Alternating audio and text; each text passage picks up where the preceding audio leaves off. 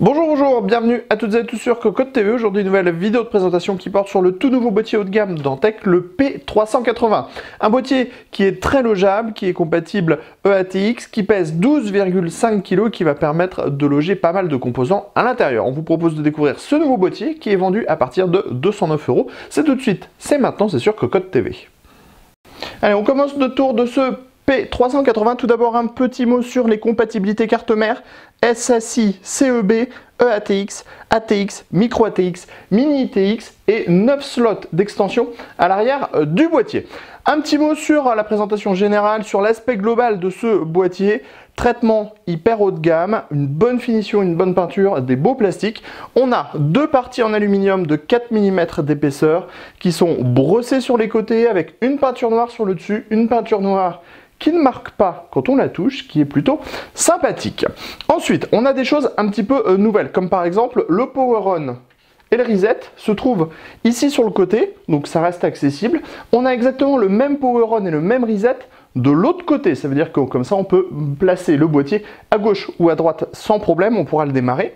On remarque ici aussi également les prises USB 3.0, on en a deux, les prises USB 2.0, les entrées et sorties audio. Alors là aussi, vous allez me dire, mais comment on fait si on met le boîtier de l'autre côté? Eh bien, on peut démonter cette partie, puisque cette partie-là est démontable, et on peut passer de l'autre côté les ports USB, et ça, c'est plutôt une bonne idée également. Au niveau de la face avant, on le remarque, on a donc principalement de l'aluminium, très joli, très bien fait, un logo en tech et pas de baie 5,25 pouces.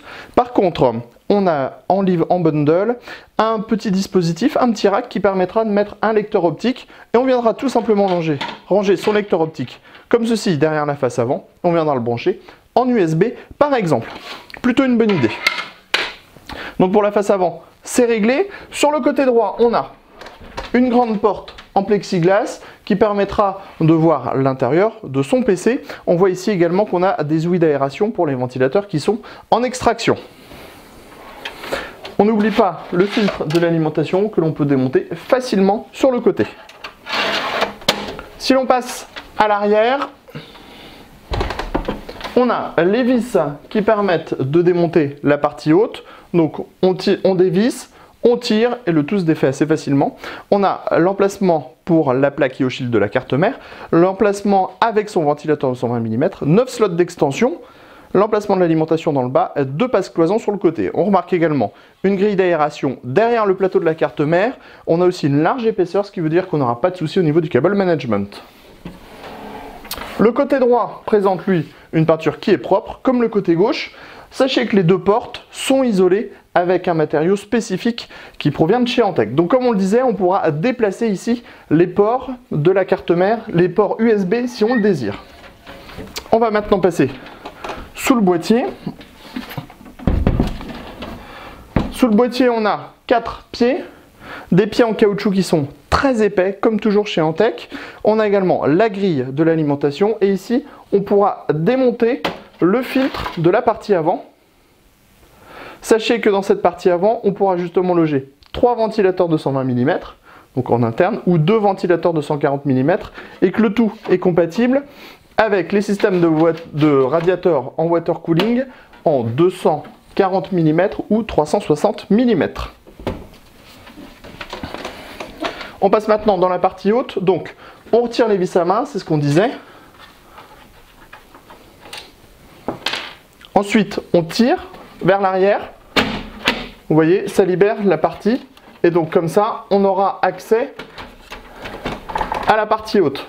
Dans la partie haute, on trouve de base 2 ventilateurs en 140 mm, donc qui vont extraire l'air chaud de l'intérieur du boîtier vers l'extérieur via les grilles. Et on a également un emplacement additionnel en 120-140 mm. Tous les emplacements sont compatibles 140 mm. Par contre, au niveau du water cooling, on pourra uniquement mettre du 240 mm ou du 360 mm. Vous voyez, on remet, on met les vis à main et la partie arrière est fixée. Alors l'autre intérêt, c'est que ça permettra aussi d'avoir l'accès aux différentes prises USB pour pouvoir décaler les prises USB et les mettre de l'autre côté.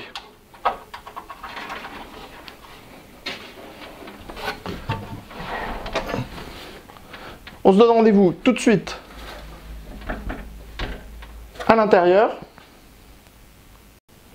À l'intérieur, la première chose que l'on remarque, c'est donc l'isolation des portes en interne avec une sorte de plastique. On retrouve le même plastique au niveau de la porte équipée du plexiglas.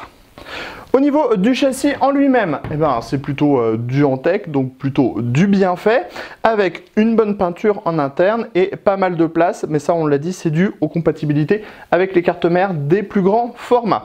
On a ici des baies 5,25 pouces qui ne servent pas à grand chose, sauf si vous décidez de mettre un radiateur ou un réservoir de water cooling en interne, puisqu'on n'a pas de baie 5,25 vers l'extérieur.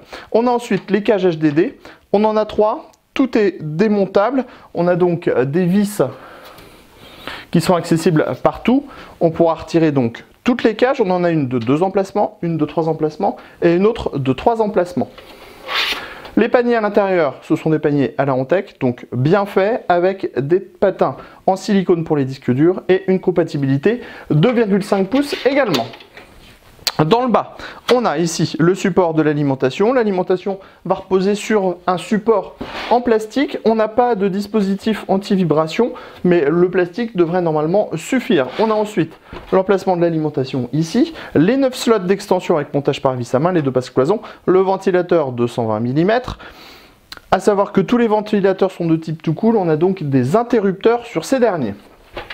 Dans le haut, on a les 2 ventilateurs en 140 mm, pas mal de passages, un gros accès backplate et des caches en caoutchouc au niveau des passages sur les côtés et dans le bas. Dans le haut, on l'a dit, 2 ventilateurs en 140 mm, on a une compatibilité 3 x 120 mm si on le désire.